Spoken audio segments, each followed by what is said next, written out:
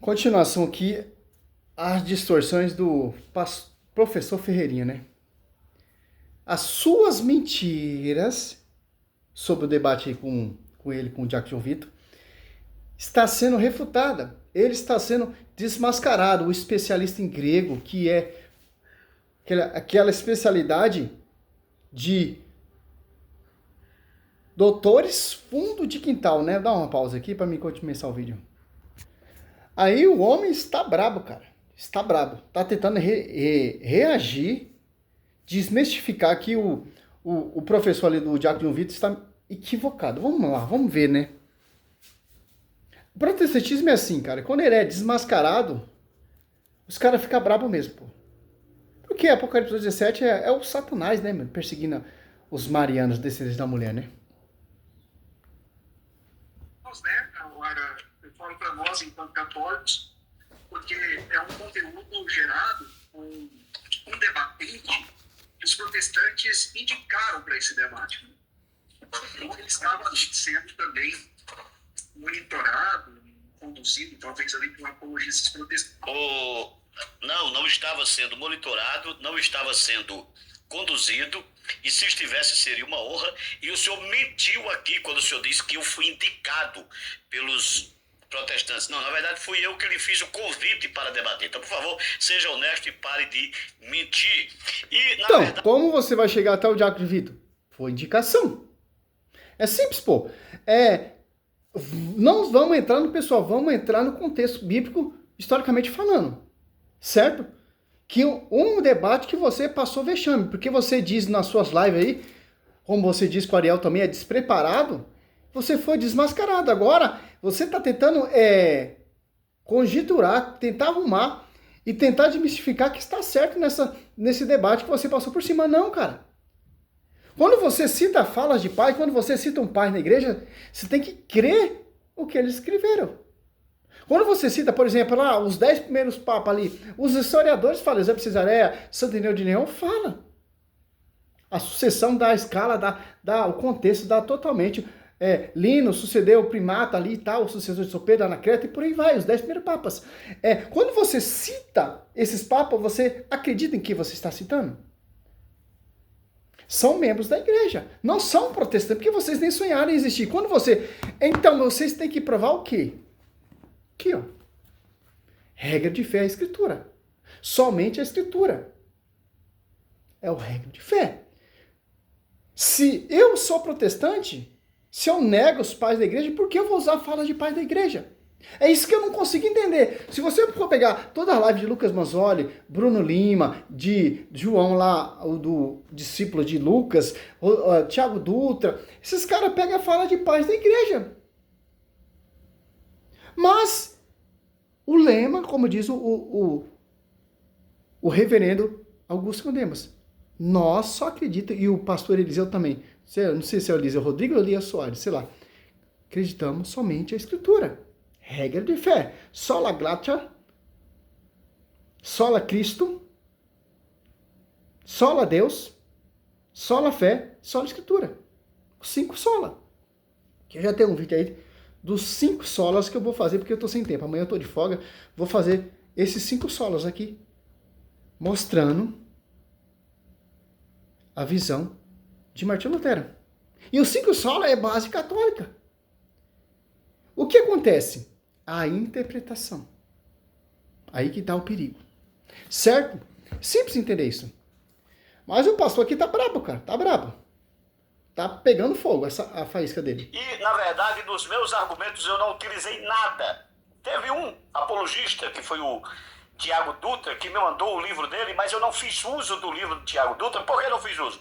Porque os argumentos... É falso, é mentira. É amputado, adulterado, que o Tiago Dutra usa da cipado, patrística pós-apostólica, decepado. não me interessava. Por quê? Porque quando eu provo que o dogma não é do Novo Testamento, não pertence aos primeiros pais das igrejas e aos 10 papas dentro da linguagem católica, né? Então, logo, esse argumento é uma invenção. E eu ainda coloco que é um argumento criado, que tem origem no Evangelho Apócrifo de Tiago. Então, para que fazer uso do material Tiago Dutra, não fiz um É válido, porque o livro de Judas cita Enoque. É um livro apócrifo também. Simples, pô. Quando é nossa regra de fé citar um apócrifo, o protestante, por exemplo, aí vale. Aí quando o católico cita um apócrifo, aí não vale. O livro de Judas 1 fala sobre Enoque. É um livro apócrifo. Não foi canonizado pela igreja, mas tá ali.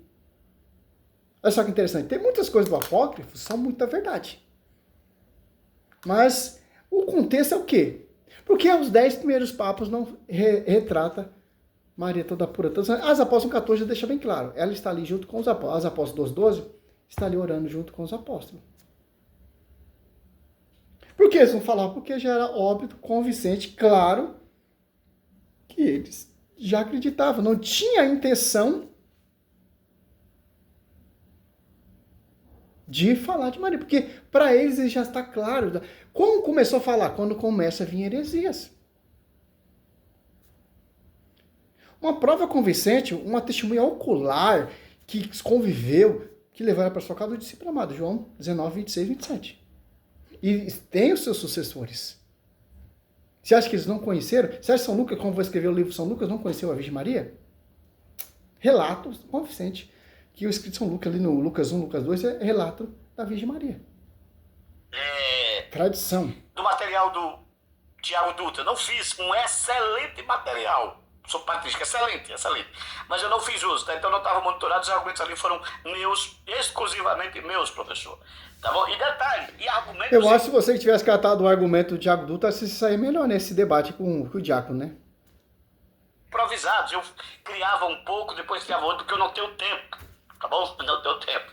Então, primeiro o senhor pare de mentir, de dizer que eu fui indicado pelos protestantes, é mentira sua, fui eu que lhe fiz o convite, eu tenho como provar isso, tá bom? Então, por favor, seja mais honesto. Eu, diferente, tive poucos tutores, e aqui como poder me chamar, não apenas de tutores, mas apologistas que colocaram ali informações, conteúdos como você fez, né?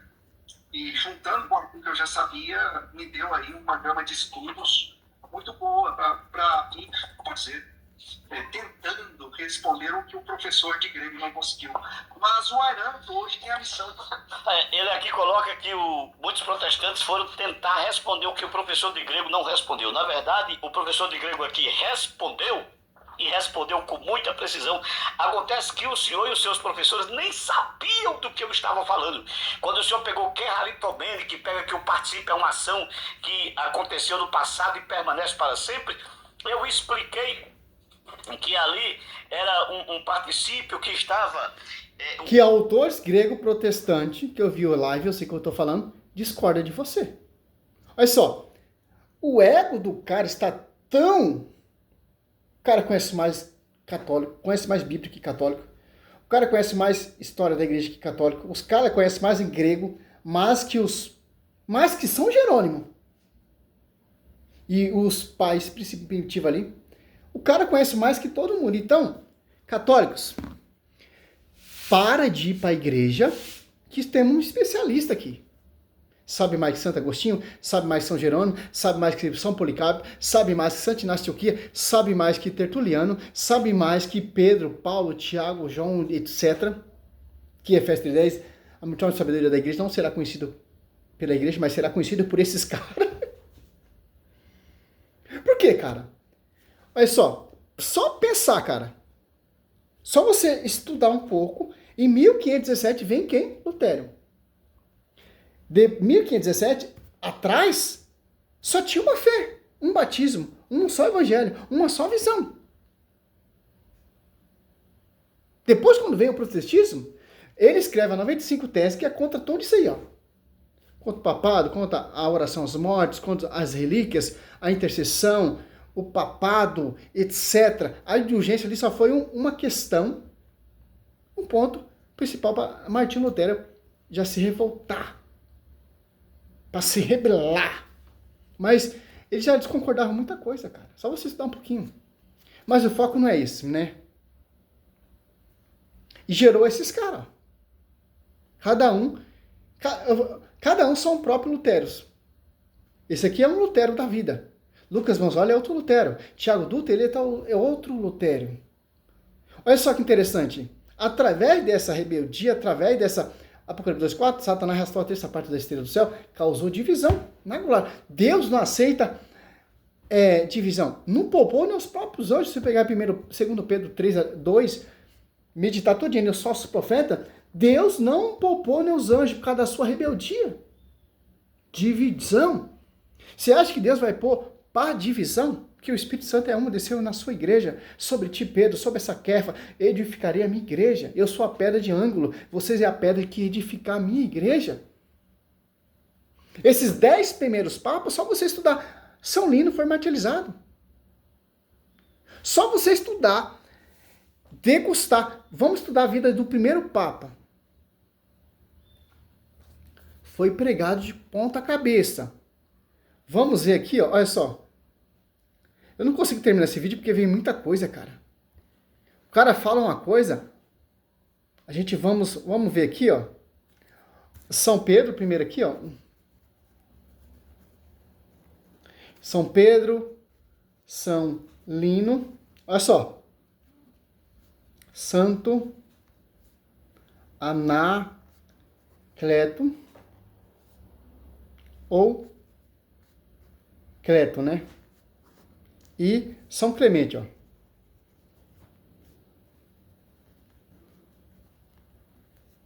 Primeiro, o Clemente, né? Olha só.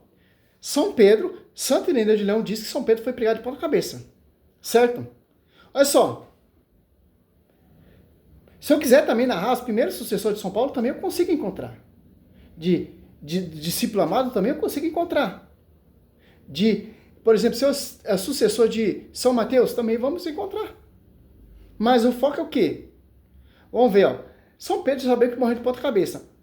Como foi o martírio de São Lino? Olha só. E tudo aqui eu pesquiso e escrevo. Porque eu tenho... Vou estudar, né? Fontes. Guardar essas fontes. Olha só. São Lino. Vou pegar o óculos aqui. Quando a gente chega aos 44 anos, a gente não enxerga direito, né? Ó. São Lino, segundo Papa sucessor direto de São Pedro, foi tradicionalmente martirizado por decapitação em Roma por volta do ano 76 ou 79. Acreditava-se que sua morte foi ordenada por um cônsul romano, Saturno, né? Apolis Lino, né? Converter muitos pagãos e realizar curas sendo enterrados próxima a São Pedro. Por que ele foi condenado? Porque ele curou com o sinal da cruz, cara. Ele vem o sinal da cruz nos primeiros séculos, certo? Ó, sentença e causa, execução, data e local. Legado. O legado de Lino teve um pontificado atuante, organizando a igreja, ordenando bispo e estabelecendo regra com o uso de véu pelas mulheres durante a celebração e a Eucaristia, de acordo com o que São Paulo disse. Vemos, ó, foi martirizado. Vamos ver outra aqui agora.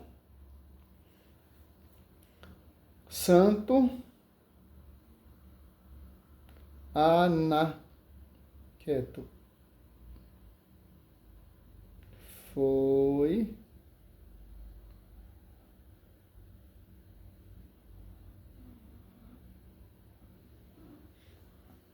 só isso aqui, cara, o cara já devia se converter. Cara, o cara morreu pela igreja. Derramou sangue. Martinho Lutero derramou sangue pela igreja. Esses fundadores de igreja derramaram sangue como os primeiros cristãos. Santo Anacleto, o terceiro papa, ó, da igreja. Vamos salvar aqui, porque degustar esse caramelo, como diz o nosso professor Fábio de Pentecostes, né? Padre Luiz Toro, né? Esse é meu professor também, Fábio. Aprendam muito com seus vídeos. Tem muito rascunho aqui dos seus vídeos aqui, hein?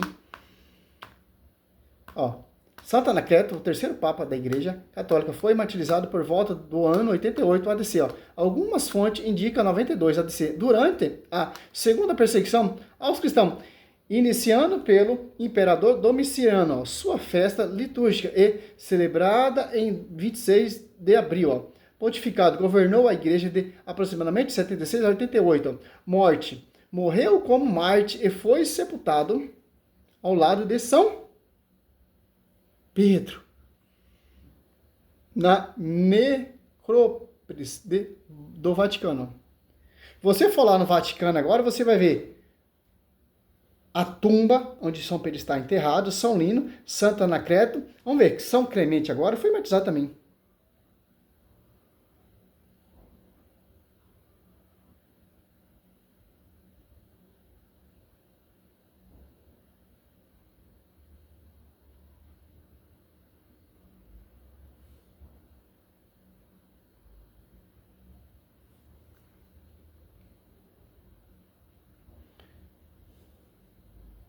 Agora, você medita, cara, estuda a vida desses santos, você que fica falando mal aí, estuda a vida de Lutero. Lutero, ele morreu pela igreja?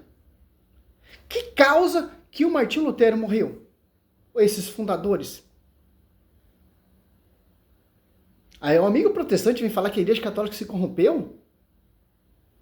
Quem está sendo guiado aqui, quem está guiando eles, é o Espírito Santo. Vale a pena você morrer pela igreja. Vale a pena ser martirizado por Cristo. Como Santo Inácio de Antioquia diz, eu quero ser moído pelas bocas dos leões.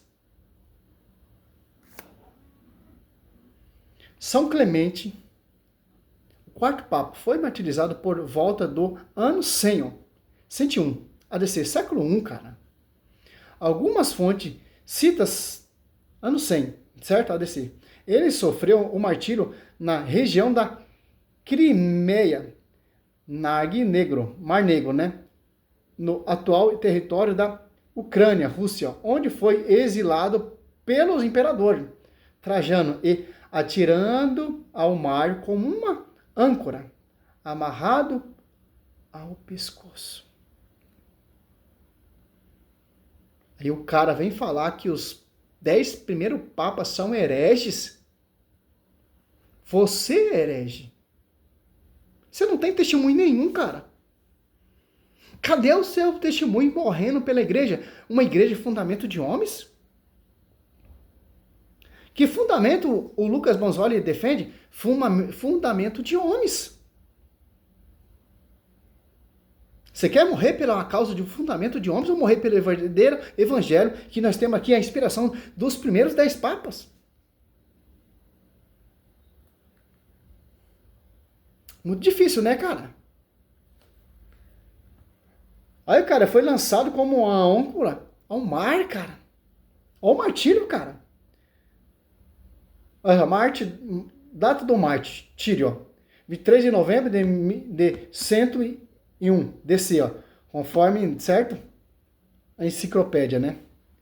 Local, Mar Negro, aproxima o Crimeia, antiga Quersoneso, Historias.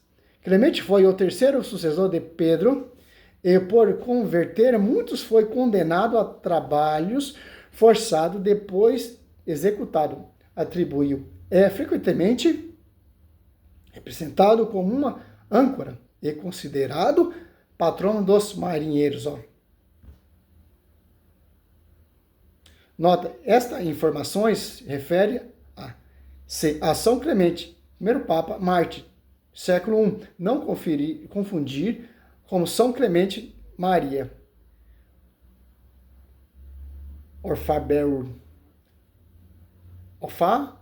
Paué, que morreu em Viena em 1820.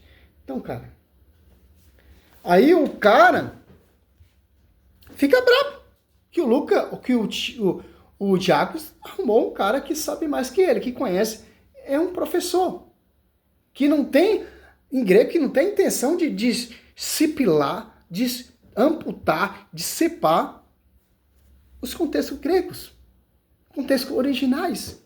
e etc. Tem diferença. Shekaritomenes, Lucas 1:28 e Efésios 1:6. Tem diferença. Lucas 1:28 é toda graça, toda plena de graça. Em Efésios não. Tem diferença. Termos, falas, pronúncias, significado. Maria era toda cheia da graça porque o verbo está no seu ventre. A Shekaritomene. E os apóstolos ali, os cristãos ali, em Efésios ali, são agraciados em Jesus Cristo. Tem diferença. O anjo saúda a Virgem Maria. Vemos a diferença. O anjo que assiste o próprio Deus, o próprio verbo. Lucas 1, se eu não me engano, 19.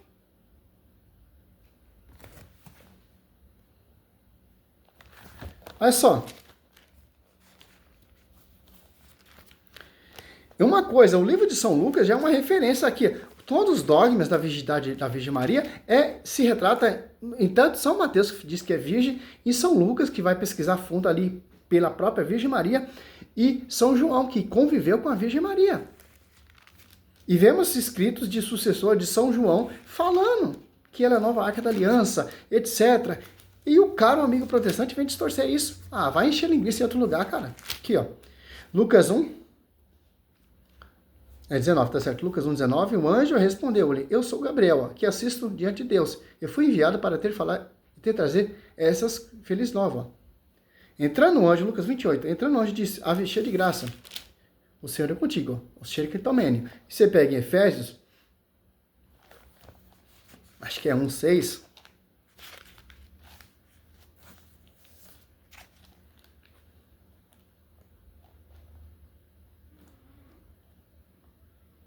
Para resplandecer a sua maravilhosa graça, que nos foi concebida por ele no bem-amado. Olha só, tem diferença, ó. Não é o termo todo cheio de graça, não. Toda cheia de graça é só a Virgem Maria. Se nós somos agraciados, nós somos redimidos, nós somos bem-aventurados, bem-amados em Jesus Cristo. Mas o grego não tem diferença, cara. Poderia catar aqui o debate que eu escrevi, todo o debate do Jacques João Vitor com o pastor, poderia citar. Olha a diferença, vamos ver aqui, ó.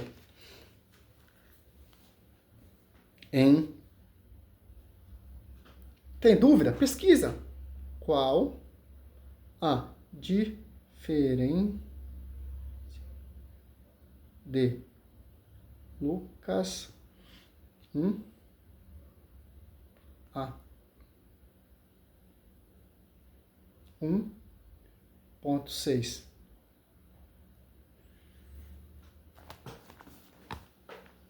Dá um pause aqui. Ficando gripado, tá difícil, cara. Aqui, ó. Principais, ó. Vamos ver aqui, ó. A principal diferença é o contexto e o foco da graça. Lucas 1:28 da manhã refere-se à graça especial. Lucas 1:28 da manhã. Lucas 1:28, né? Não sabe interpretar direito, mas é aplicativo, né? Se refere à graça especial, ó, dada a Maria para ser mãe de Jesus, ó. Olha só, graça especial. Shekaritomene. Porque só a ela foi dado esse termo, Shekaritomene. Esse plena, toda cheia da graça. Dada a Maria para a mãe, para ser mãe de Jesus. Uma graça singular é passiva. Enquanto Efésios 1,6 fala da graça redentora, estendida a todos os crentes através de Jesus. Ó. Uma graça universal ativa no amado. Principais diferenças. Ó. Lucas 1:28, ave cheia de graça. Contexto, saudação do anjo Gabriel, ó, a Maria. Ó. Olha só que interessante, cara. Significado no grego, Shekaritomene indica uma ação passada com resultados representantes, indica que Maria foi agraciada por Deus de forma singular para a sua missão. é um favor especial concebido para a encarnação. Ó. Foco. Maria como receptora da graça para a missão. Efésios 1:6, gratuitamente concebeu em bem amado. Ó. Contexto. Paulo descreve o plano de salvação de Deus. Ó. Significado, a graça é concedida no amado. Olha só que interessante. Jesus, nós somos agraciados em Cristo. Mas o termo diferente, a Maria é diferente. Porque ela carregou o próprio amado no seu ventre. Por isso que o anjo vem lá da glória, amando do verbo de Deus vivo, e fala, saúda ela com a saudação de rainha. Você vê alguém no Velho Testamento ter essa saudação? E no Novo Testamento? Esse debate aqui, nesse sentido aqui, pegou fogo. O Diácono Vitor mostrou com professores grego protestante que ele está equivocado. E agora está fazendo outro vídeo aí de um professor em grego católico que está equivocado. Está sendo refutado, está sendo desmascarado a sua mentira. Aí ele está brabo, por isso que ele está brabo. Graça, ó, significado. Ó, graça é um conceito escondido no amado Jesus. É graça salvífica, unindo os pecadores a Deus. Ó. Todo foco. Os fiéis com receptores da graça visa ao louvor da glória de Deus. Ó. Eu estou meio doente, mas dá para entender. Ó. Deus nos concebeu gratuitamente a sua glória, graça em Cristo, Efésios 1:6. Ó. Isso também significa que Deus não ficou desorientado quando Adão pecou. Seu plano para salvar a raça humana não foi meramente uma ideia adicional. Ó. Que não interessa.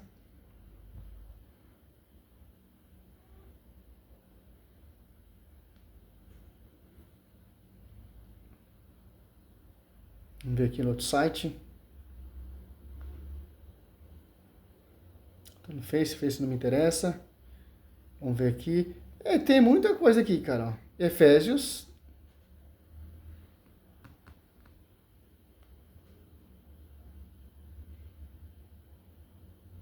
Se tivesse um computador aqui, eu mostrava igual os caras, porque eu não tenho, cara. Mas tá amplo pra gente entender a diferença, pô. A diferença. Nós somos agraciados em um bem-amado Jesus Cristo. Maria, ela era uma graça toda especial porque ela concebeu e gerou o bem-amado. Uma coisa, sem pecado. Conhece o fruto pela árvore, Mateus 12, se não me engano, 32, 33. Bendito é o fruto do ventre, Lucas 1,42, e vai dizer, bendito é o fruto do vosso ventre. Ó. E clamou em alta voz, Lucas 1,42. Bendita és tu entre as mulheres, bendito é o fruto do teu ventre. De onde me vem esta honra de vir a mãe do meu Senhor? Tem como, professor? Salve Maria, sou servo missionário Roberto.